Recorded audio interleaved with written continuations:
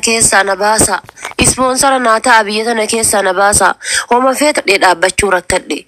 Ija teessan afoo dhaabbachuu salfadhe. Kottu bayi muuzaa zeenu kayyattu bada bukkee kottu bayi. Bayi kottu. Zabanyaa mana foonii kottu bayi. Bada zabanyaa mana raqaa. Yaa Oromooti biyya kana keessa na baasa. Na bira dhaabbadha biyya kana keessa na baasa. Jetteetini gaafa haati ijoollee shanii tiktokii kanarra gadhaabattee boottu ijoolleen Harargee don't worry jedhaniin gadi bayanii lulluuqataa mucaan jedhu suni afaaniinuu yoo ka jedhu taate ijoollee Harargeeti jechuudha. Don't worry jedheen nutu sii jira. Nutu sii jira homa takka hin yaadini. Nutu paaworii keeti. Nutu biyya kana keessaa si baasa. Waan amma aananiin bitattu yaadaa fi malee, waan amma baambarsi daa'imaan bitattu yaadaa fi malee, waan amma kiraa manaa kanfalattu yaadaa fi malee, ka ispoonsaraa nutu jiraa fi jette ijoolleen Harargee gadi baate yoo afaaniifillee ka jettu taate ijoolleen Harargee nutu jiraa fi jette gadi baate. Argitanii? Nutu jiraa fi jette hin booyina warri bootan isin haa booyani hin booyina. Ummata wasfaati hin booyina ummata booyichi amalatti ta'e wasfaati hulla hin booyina na jala teettanii an tiktokii naratti wanna gochuuf tiktokii biraa hin qabu akka ambaa. Ambi tiktokii 50 qaban tiktokii takkitii tana bichaa qaba. As jala teettanii warri bootan bilookiidhaan zibaalaa keessa isin darba. Kanaaf ummanni Harargee ol bahee don't worry jedheen nutu sii jira hin yaadini. Amshir jedhaniin ummanni Harargee ol bahee yaa ummata Harargee kanaaf garaa nageettanii bar. Kanaaf duddi koo isinii haa citu isiniin jedha ummata Harargee dhugaa rabbii dhugaa qabdan. Isiniif galuu qaba Oromoon kutaa 11 isiniif beekuu qaba Oromoon kutaa 11. Ol bayanii nutu sii jira amshir hin yaadini jedhaniin. Argitanii doolaara 2,000 kan fuudheetiin ergeefi Deengaddii tana yeroo hatattamaan galgala niyyatee guyyaa kan ergeef jechuudha dhalataa Harargeeti. Argitanii wallaahi birrii takka kiisii hin qabu jetti ijoollee tiyya bishaanii obaasee bulcha jetti. Ilaa dhageeffadhaa mucattiin sun ijoollee tiyya bishaan obaase bishaan waan bituuf dhabee jette bishaan haayilaandii waan bitadhuuniif dhabee. Bishaan filtaraani beektan ijoolleen biyya Arabaa jirtan filtara distii itti miican jechuudha ka distii miican bishaan filtara distii miican salle firiijii kaayee danfisee firiijii kaayee bishaan filtarii san obaasaan ture jette. Ina dhageettanii danfisee bishaan filtaraa firiija kaayee firiija keessaa fuudheetiini ijoollee tiyya obaasaa jira jette. Ibsaa obboleessa Hamzaa Haajii obboleessa Hamzaa Haajii ta'uufiitiif uyyuu biyya kana jira. Ta'uufiitiif uyyuu rakkataadha. Obboleessi Hamzaa Haajii sa'aatii isiin asirra baatee na bira seentee boottu sanitti fooqii isii doora lammaffaa galaa fiigee dhaqee birrii 500 waan kiisa isaa jirtu kennee fi biraa lixe. Doolcheen takka kiisiin an jirtu jette. Fiigee dhaqee kunoo haadha faatetii yaa'ani amma dhaqee birrii 500 biyya kanaati kiisiina jira.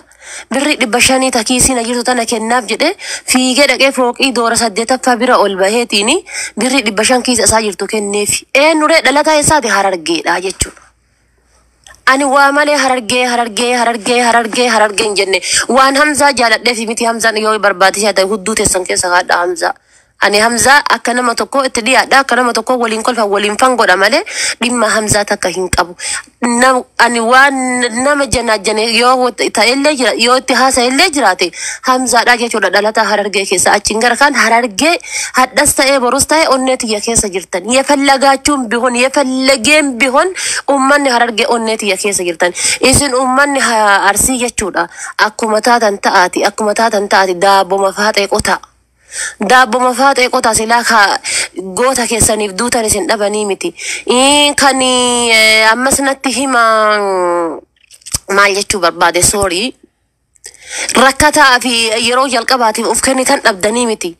Isin silaa daabboma tana waaqotaa. Daabboma tana waaqotaa daabbommaan kun isin jala akkan tarre qursii irratti misaa irratti akka isin jala hin tarre.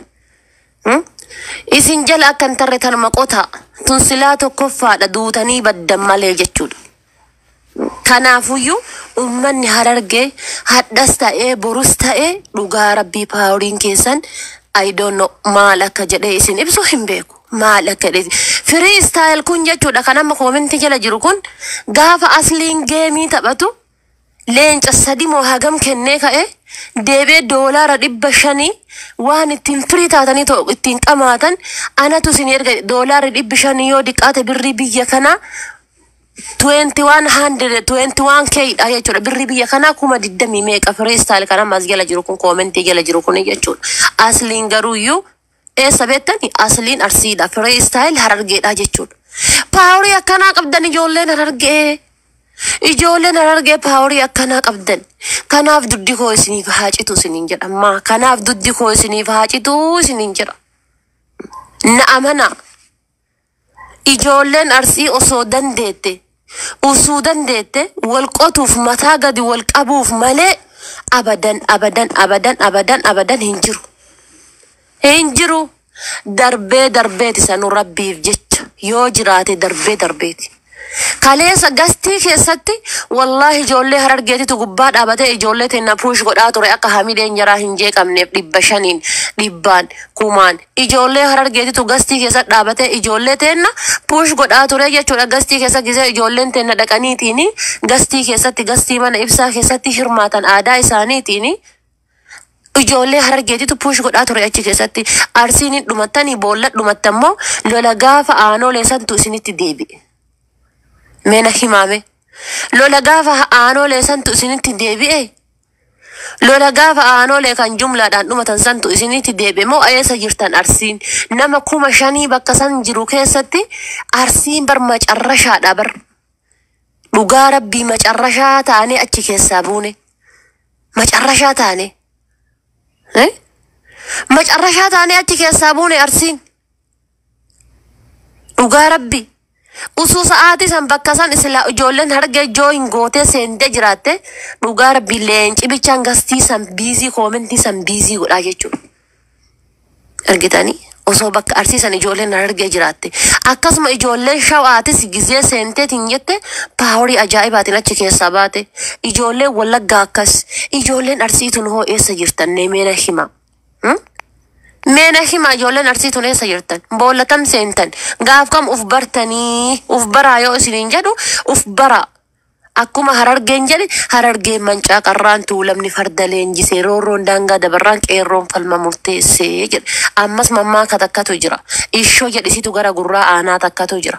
Argitanii namnichi farda koomentii jala jiranii. Yaa koomentii jala jiranii dhaabatee gubbaa sallaala.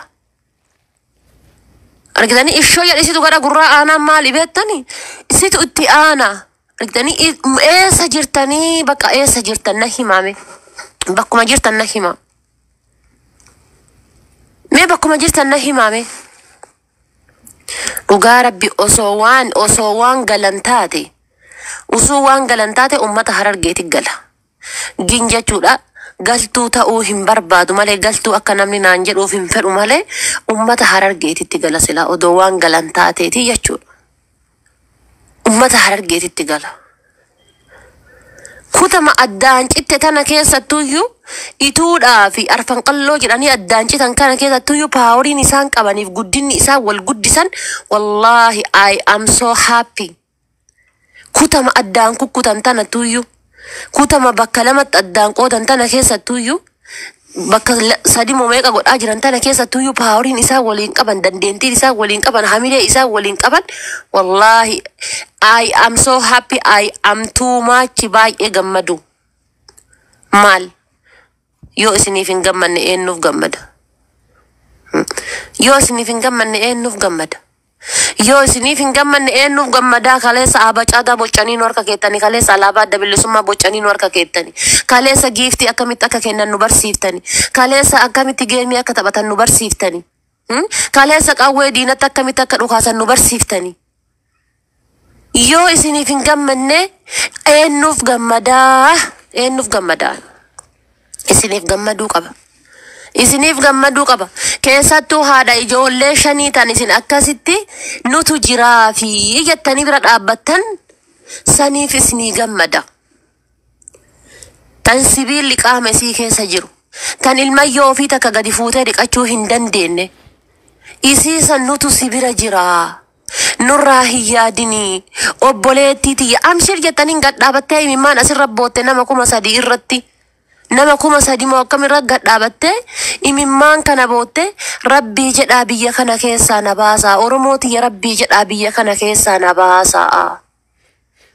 Birriin isin hadha kuma tokko naa ergitan doolara kuma tokko naa ergitan doolara kuma kudhan naa ergitan doolara kuma dhibba naa ergitan homa takka nan fayyadu homa takka naa hin godhu ergitanii homa takka naaf hin godhu homa takka nan fayyadu. Yoo dandeettan biyya kana keessaa na baasaa an intala oromooti sa'aa 24 guyyaa irraa waggaa irraa ji'a irraa ilmoota na qabadhee as gubbaa dhaabachuu oonlaayinii kanarra dhaabadhee booyuu qaanfadhe abbaan manaa kiyya na jala saalfataa jira maqaa angabbayee kadhadhuuf bada kaniitiin kadhattuu jedheeni hiriyyoonni isaa ittiin qoosaa jirani jettee asirra gadi baatee imimmaan boottee jechuudha. Arsii keessaa namni tokkichi barri qabnaa hedduutu jira bara Ameerikaaf Kanaadaa Arsii keessa. Koominiitii Ameerikaatiif koominiitii Kanaadaa keessa akkasuma koominiitii Awustiraaliyaa keessa Arsiin ni jirti bara hedduutu jira Arsiin. Namni salphaan hin jiru bara Arsiin. Tokkichuma Amshiir jedhuun hin mucattii tanaan dhabne. Tokkichuma Amshiir mucattii tanaan jedhu. Nutu sii jira Amshiir jedhuun dhabne. Argitanii? Usuu community Canada atif community America keessa taa'ee inni visa kana galchaa I am so happy don't worry hi guys I am jedha TikTok yana irra dhufe ingiliffa kan kee hudduu keessa kaayadhu wallahi ingiliffa keessan hudduu keessa kaayadha maan nu fayyada ingiliffi keessan achi teettanii I swear to God I am so happy guys I am every month, every day, every I appreciate every man. Man no fayyada appreciate every man in kan inshallah huddu ka sakayat duti debi man no fayyada. Gafa rakata hin gargaarra gafa tadhalte duddisi walitti hin deebine waggaadhaan operaasyoonii taate waggaa sadi keessatti intalti tun operaasyoonii yeroo sadi taate. Ammas dhibee kan kee arguudhaaf kana boodas yoo dhalte ijoollee 8 dhalta hin dhalini. Qoricha fayyadami malee. Abbaa manaa kan kee waliin ciisoo barbaadde qoricha fayyadam. Ijoollee 8 dhalta amma booda si dhaluu barbaadde. Lammaffaa taree deebi'eetiin dhibee garaa kan kee keessa jiru kana baruudhaaf qaama saalaa kan kee kanaan sibiilli si keessa kaayamee ilaa afaaniitiin hanga si laallamutti qoonqoo kan kee jalaatitti hanga si laallamutti furmaata argachuu hin dandeessu jedhee manni yaala. La ilaha illallah. Argitanii furmaata argachuu hin dandeessu. Argitanii mee obboleetti tanteetiin osoo akkana jedhanii osoo ati community Canada keessa jirtu maaltu sitti dhagayama? Mee obboleetti tantee otoo jaartii obboleessa kan keetiin osoo akkana jedhanii osoo ati community Canada keessa jirtu community America Australia keessa jirtu maaltu sitti dhagayama? Osoo ati teetteetuma biizaa kana lultu. Usuma ati teettee sefenaappii kana lultu osuma ati teetteetiin Red Bullidhaa fi Sirii Horsii kana lultu obboleetti tanteetiin osoo akkana jedhanii maaltu sitti dhagayame meneshim meesi akka Oromoo takkaatitti maaltu sitti dhagayama? Mucattiin tun asirra baatee kana himatte saala dhabdee kana himatte coraa fixattee jechuudha. Dheengadda gaafa haati firoo jechuudha. Rabshaa keessa galtee qaaqa keessa galtee asirraa jechuudha haati dhiiraa asirraa ta'imimmaanii taate baga dhufte haadha firoo. Asirraa ta'imimmaanii taate girrisaan tun hudduu waliin dhoofte shur amshir haadha firoo haadha dhiira amshir haadha dhiira amshir don't worry amshir jedhe achiin gara kaan hin jirtu jechuudha girrisaan amma. Taggizee inshallah haati hiroo liibii tana joo hin goote nama 40 gubbaa san dhaabata. Maal dubbatti maal haasofti nama 40 gubbaa san dhaabata. Namni tokkichi waa godheef hin jiru jechuudha. Namni tokkichi waa godheef waa ta'eef hin jiru jechuudha. Ummata girriin bichaan hudduu gubdee lafaa fitte isin. Hin jirtan. Kamtu isinii ta'a isin diqaalaa isin keessa dhalatee isin keessatti guddatee afaan Oromoo baratee ashqaabbachuu danda'utu isinii ta'a Oromoo na amana. Wallahi billahi diqaalaa ta'ee an yookaan jiraa miti Sumaalee ta'ee yookaan ammoo Tigraay ta'ee yookaan ammoo saba biraa ta'ee isin keessa dhaladheetiin jedhe wallahi billahi ni gammada. Osoo afaan Oromoo isin keessa baradhee hudduu teessan isin nyaadhe isaa 24 hin gammadaan. Wallahi billahi ni gammada. Oromoo ta'ee isin keessa taa'ee rakkachuu irra Tigiree ta'ee yookaan Walaayitaa ta'ee ila dhageettani Tigiree ta'ee yookaan Walaayitaa ta'ee yookaan ammoo jechuudha Silxee yookaan ammoo Guraagee ta'ee isin keessa galee jechuudha odoo isin nyaadhe afaan Oromoo isin keessa baradhee isin nyaadhe wallahi billahi ni gammada. Ni gammada seetanii ni gammada. Waan isin godhi jettan godhaa waan isin ta'i jettan ta'a bakka isin fiigi jettaniif fiigaa. Bakka isin utaali jettanitti utaalaatiin isin nyaadha taa'ee. Isin elmadha taa'ee. Beektanii isin elmadha taa'ee. Diqaalaa isin keessa guddatee tuyyuu kan Oromoo keessatti afaan Oromoo barate tuyyuu osoo Gondar irraa dhufee afaan Oromoo isin keessa barate isin biratti kiiloo qabaa. Inni sobde jedha koomentii jalatti. Hin sobde jedha koomentii jalatti. Diqaalaa isin keessa uduu intalti tun mucattiin amma ijoollee shanii waliin rakkatte tun ijoollee shanii waliin rakkatte tun tan ilmoon takkittiin jalaa deebite ijoollee afurii waliin mukayifa kan hin qabne mana keessatti ciccitaa jirtu tun wallahi ijoollee hidhaa mana hidhaa Suudii keessatti asiin dura ciccitan san argitan ijoolleen isii akkasi qaamni irraa ciccite. Ijoollee isii akkasi qaamni kun shooppichaa'ee irraa bu'aa ijoollee waggaa lamaa tana. Ijoollee shishikoo tana jechuudha daa'imman tana shifiniiniin kun gubbaa itti gadi garagalee rifeensa isaanii keessaa akkana faqaffaqamee irraa jiga. Akkanatti faqaffaqamee irraa jiga qaama isaanii irraa jechuudha. Irraa gadi rooba argitanii. Osoo kun jiru osoo Oromoon kan argitu Oromoon wallahi bishaan kaartoonii takka dheengadda bitee fi dhaqee bishaan kaartoonii sakkaa san garanaa na harka saamtee ijoolleen sun jechuudha akka simbira dheebotteeti jechuudha wallahi garanatti bishaan kaartoonii takkaa san irratti walfitti biyyee haa dhugu anini wallahi bishaan kaartoonii sakkaa san irratti akka cuucii simbiraa kana walfitti jechuudha. Rabbi ilmoosii waliin rakkate. Osoo jechuudha maqaa Arsii dhayate. Anu gargaaru hedaa si komadha. Manna komatta hundi na si komadhe. Manna komatta ofin bula wani na komattu.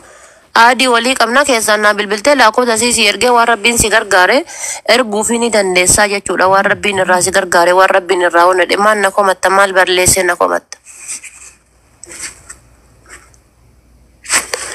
Argitanii? Bakka kanatti namni mucattii tanan amshiirii. Maaf kaartoonii tokko bitteef jedha Kaayiroo keessa jira bar wallahi birrii takka harkaan qabu. Wanna takka harkaan qabu waan harkaa qabu keessa fuudhee waan qabu keessa taan fuudhee harka kenneefi taan yeroo ol ba'usan bishaan kaartoonii takka bitee ol baheefi. Nagitanii waan kaartoonii bishaan wata harkaa qabu harka kenneefi taan ammoo bishaan kaartoonii takka bitee ol baheef sa'aatii sanitti. Wallahi ijoollee san argee ani o danda'uudhaaf mana isiitii gale silaa osoo qorra taate mana isii taa'e sa'aatii 24 akkaawuntii isiitiin isinitti iyyaa jechuudha. Argitanii? Ani o sa'aatii san achi taa'ee liiviirra isinitti haasa'isan argitaniifiti danfa kan akkana gaxuurrataa qaama kiyya kana kan bishaan na dhiqe akka waan shaaworii seeneetitti an furdinnaaf danfe jechuu dandeessanii miti asuun na bira ta'etti. Wallah shiin sin isii uffattee jiraattu irratti bishaan ta'e rabbi gadi yaa lafaa ta'e kan inuun galii naan jette. Argitanii? Rabbi jedhi kan inuun galii. Oo'a biyya Arabaa ni beektanii namni biyya Arabaa keessa jirtan. Akkasuma kan Ameerikaaf Kanaadaa keessa jirtan dachiin ardiin addunyaa tun tahinoo ine hin jirtu ni beektan jechuudha. Hoo asan keessa akkasi jiraataarti ilma ijoollee sanniin qabatte. Isiini wallahi billahi jechuudha haada chaarjarii argitanii haada chaarjarii fakkaatti waan shiita xiqqoo qaamarraa achi jedhu uffattuuf malee usuu surree wayii yookaan ammoo liginsii wayii uffata qaama sitti maxxanu wayii jechuudha ka godhattu taateeti wallahi ni dheessitanii irraa dheessitan. Qamisii jechuun shiita asii irraa achi jedhu wayii uffatti achi keessatti muka fakkaatti jechuudha. Muka kan illee muka silkii kana. Qaama isii takkitti irra yoo foon jiraate wallahi rabbiin na haragu. Qaama isii irra foon hin jiru. Lafee bichaatu jira jechuudha bakka lafeen qofti. San keessa sa'aa 24 kiniini yoo diqqaate kaartoonii 2 moo 3 qabdi jechuudha mana keessa kaartoonii gurguddaa kana. kan misaa irratti shanyaattu, kan qursii irra shanyaattu, kan iraatii irra shanyaattu qabdii jechuudha. Kiniini san dhaabde taanaan lubbuun isii du'aa fi jidduu jirtuu jiruu jiddii jirti jechuudha. Ruuza maankaa takka caala nyaachuu hin dandeessu. Argitanii? Maankaa takka caala ruuza afaan kaa'achuu hin dandeessu. Gin sikkoomman osoo Ameerikaaf, Kanaadaadhaaf, Awustiraaliyaa keessa hudduudhaaf deemtu isin akkana rakkattee jechuudha. Wallahi ijoolleen sikkoomman doota keessaan si dubbifte jirti tawaasiin jette jirti jennaan ani hin argine naan jette. Yaa ummata maqaa qofa. Sanyii leenjisoo diigaadha hudduu ta'e sheexanni si haa diigu. Leenjisoo diigaa kaleessa bar Oromoodhaaf wanni inni hin goone hin jiru bar. Argitanii leenjisoo diigaa kaleessa wanni inni hin goone hin jiru bar. Gadi bahee harka muramee galee bar. Irra gadhaabanii jechuudha. Isarra gadhaabanii harka isaa kaan irraa gadi muree ka'ee diinni harka isaa kaan irraa muree ka'ee kaan qaqqabee laallaan kunillee kiyyumaa itti gadi murii jedheen bar leenjisoo diigaa. Kunillee kiyyumaa itti gadi murii yaa mililikii jedheen. Akkasitti itti gadi muran argite. Akkasitti itti gadi muran. Arsiin kaleessa taanati ittiin dhaadattu jedhuudha. Argitanii siidaa aanolee kana tadha profaayilii kaattee deemtu kana tadha yoo Ameerikaa irraa hudduu dhaabdee galtee dhattee jala suuraa kaatu dhattee jala viidiyoo waraabdu yoo Kanaadaa irraa galtee dhattee jalatti suuraa kaatee dhattee jalatti viidiyoo waraabdu kuni kaleessa jechuudha. Oromoo luubaan bultammoo qubaan bultanii jedhanii gaafatan. Kana jechuun maal inni luubaan bultammoo qubaan bultan jechuun gadaadhaan bultammoo abbaa dhuunfaatiin bultanii qubaan farramtanii quba keessaniin bultanii. Ni beektanii miti yeroo mallasiisan haawwotii kennaaf abbootii kenna warra barumsa hin qabne manaa fuudhanii argitanii manaa fuudhaniitiin harka irratti quba irra qalamii dibanii fidanii farramsiisan. Ka argitanii mootummaadhaan bultammoo gada'aan bultan jennaan gada'aan bullaadhaan gada'aatu nu bulchaa jedhee haacaa eenyu keekiyyaa badhaadhaati moo eenyutu sirbe gada'atu nu bulchaa jedhan argitanii gada'aan bulla jedhanii namni 12,000 bakka takka dhumate aanoleen jechuudha. Kan ammaa wasfaatiin jechuudha usuu hin jiraa miti. Qubaan bultamo filattee bultaas qubaan bultamo luubaan bultaa miti. Qubaan bultamo luubaan bultaa miti. Shintibeetii miicitee bultaa diqaalaa afosoo jedhaniiti jedha kaamma. Jedha kaamma. Garuu yoo achii gadi bahee ollaanii gararratti sanyii leenjisoo diiqaatiyan. Ani sanyii Mustafaa Huseenan. Ani sanyii Nadii Gammadaati. Ani sanyii Jawaar Huseen. Hudduu harree Huseen idem. Ummata seenaa baddeen dhaadatu. Ummata seenaa tarteen dhaadatu. Ummata seenaa waggaa 150 dhaadatu. Maal goota waan leenjisoo diigaa godhe eenyu godhe leenjisoo diigaa. Haa yaadatu seenaan isin haa yaadatu. Deemaati akka ilma namaatitti dhaqaati. Dhaqaati. Mucattiisan itti dawwalaati. Yoo Ameerikaa jiraatte yoo Kanaadaa jiraatte Ameerikaallee amma taanaan ispoonsarri banaadhaa jechuudha. Yeroo jalqaba kan mootummaan sii file abbaa mootummaan fidi jedhee sitti kenne fiddaa nama fidachuu yoo barbaadde amma Ameerikaa irraa ispoonsarri akkitti banaa yeroo jalqabaa dhattee nama mootummaan fidi siin jedhe fidda. Nama fidachuu yoo barbaadde an akka oduu dhagayetti akka oduu dhagayetti jechuudha. Nama mootummaan fidi siin jedhe fidda yeroo jalqabaa. Nama fidachuu barbaada jettee yoo dhatte mootummaan yeroo jalqabaa nama kana fidii siin jedha fedhu Naayijeriyaa ta'a fedhu Hindii ta'a fedhu Jinnii ta'a dhattee fiddaa jechuudha. Yeroo lammataa carraa lammataa irratti erga namni sun bakka san dhufe kanaati mallatteessitee sun biyya san seene yeroo lammataa irratti ammoo dhattee lammii kan kee abbaa barbaadde fidda kun doolaara 300 baankii qabsiiftaa jechuudha yaa obboleessa Akiraa. Doolaara 3,000 yookaan ammoo doolaara 1,000 baankii qabsiisan natti fakkaate Ameerikaa. This is very easy. This is very simply. Yaa ummata afaan Ingiliffaati yoo isinii himan isinii gala jedheeti malee afaan Ingiliffaa beekeeti miti ani miskiidhaan afaan Ingiliffaan beeku. Afaan Ingiliffaati yoo isinii hime malaa isinii seenaa waan jedhutu na keessa jira. Argitanii? Afaan Ingiliffaati yoo isinii hime wanni kun isinitti seenaa waan jedhutu na keessa jira jechuudha. Kanaafi dhaqiitii jaartii tanteetii waliin ila mucattii tana fiduu heda abbaa manaa isiitii waliin jedhi ijoollee isiitti mudhisi jaartii tanteeti waliin dhaqii farramiifiti doolaara 3,000 tiktookii kanarra yoo dhuftee gizee giiftii kennitu miira keessa seenteetiin achii darbita achii darbita ammas deemtee gizee waa taaptaabii miisenjera keessa geesseentee achii dhufteetiin jette asii maqaa jijjiiratteetiin asii leenca kana maalii kana yuunivarsiitii tiktookii kana ofirraa darbita doolaara 300 600 700 fixxee deemta yoo diqqaate torbaanittu torbaan lamattu doolaara 5,000 fixxa deemiitiiti isii tanaaf farrami yaa ibnul aakiraa yaa obboleessa kiyya kana aakiraa hudduu jala deemuu dhiisa dhagitanii anatu siniin jedhe mee deemaatii mucattii tana uf qabaati ebeluu haadha shan san namni biyya kanaa baase isi haadha faate amma fakkeenyaaf an namni si galateeffatu hin jiru yoo ana biyya asii baafte jechuudha yoo an si galateeffadhe malee garuu ebeluu kanaadaa jira ebeluu kanaadaa jira mucattii tana sababaa ta'ee biyya kana keessaa baase siin jedhaniitiin hanga gaafa jirtuutitti seenaa leenjisoo diigaaf seenaa Mustafaa Huseenii fi seenaa nadhii gammadaa keessaan ramadamta achiin gara kan asirra teettee biizaa dhukkisiisaatiin reeddi buulii kan kee dhukkisiisaatiin argite suuraa Ameerikaan itti fayyadamtu san maal inni maqaan isaa afaanii nabadaa kan amma isaanii koddaa buraa tokko qabatanii deeman tokko siidaa Ameerikaati moo siidaa wannooti kana qabattee asirratti tiktok kanarra baateetiin I swear to God, I swear to my home, I swear to my five. I am this jechuu bicha ammataa nu nyaatena this na godhu this nu gootani osoo achi silaallu osoo achi keessa teettaniitiin makiina ashkaraa afaan Oromoo dubbachuu baattanii yaa Starbucks arrabbi isaa naa boqosu boqoo kaa'isini inshallah dhageeffadha udduu isin Ameerikaaf Kanaadaa keessa teettanii ziz oh my God I swear to maaliidha ammataa nu nyaachuu baattanii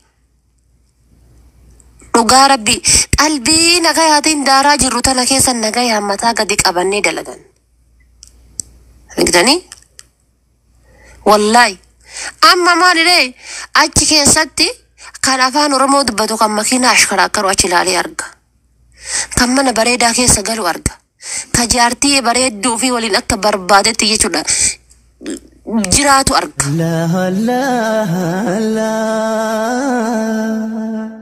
Allah